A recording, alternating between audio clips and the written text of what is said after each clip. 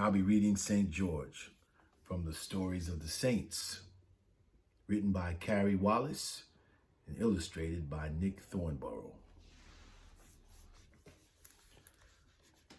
One day, a dragon decided to make his nest by the spring near the city of Selene. This was a terrible problem for the people of the city. They had to go to the spring every day to get water to drink and cook and bathe.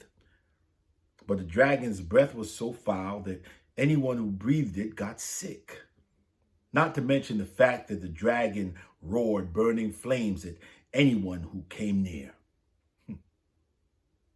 But the people needed water to live, so they came up with a plan. Whenever they went to the spring, they'd bring a sheep out to the dragon. With a great roar of flames, the dragon would pounce on the sheep, and while the dragon was busy eating, the people would fill up all the buckets and barrels of water they could, and then run back to the safety of the city.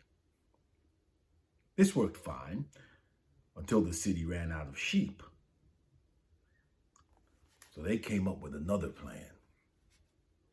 Instead of giving the dragon sheep to eat, they'd give him children. Everyone in town had to draw lots, and whatever child was chosen was taken to the dragon. This went on until the lot fell on the king's daughter. All of a sudden, the king wanted to change the plan. "Here, take all my money," he said.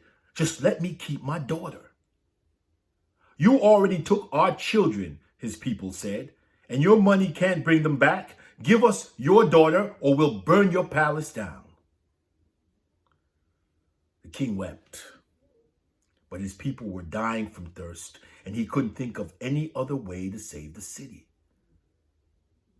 So he dressed his daughter, the princess, in beautiful clothes as if she were going off to be married. And he sent her out to meet the dragon alone, because everyone in town was too afraid to go with her. But before the princess reached the spring, she met a soldier on the road. He saw right away she'd been crying. "Where are you going?" he asked. "Go away," the princess said, "or you'll die too." "Tell me why you're crying," the soldier said.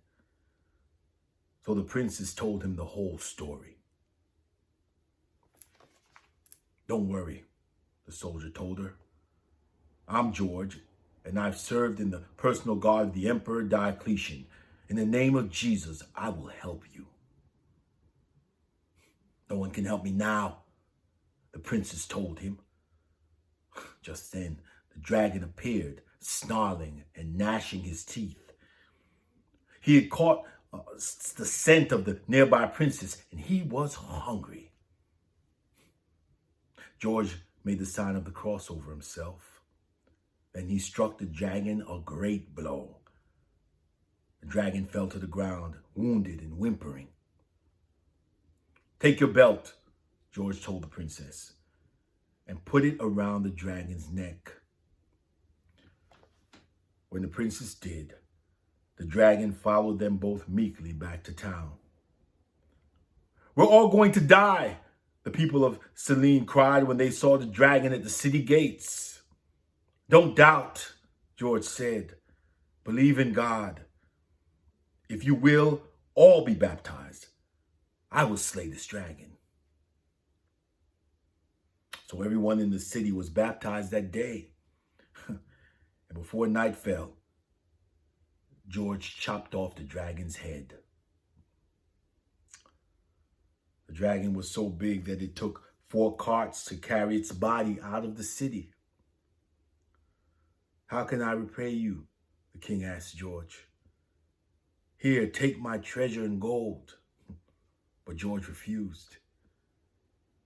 "Give that money to the poor," he said. And he rode away. The end.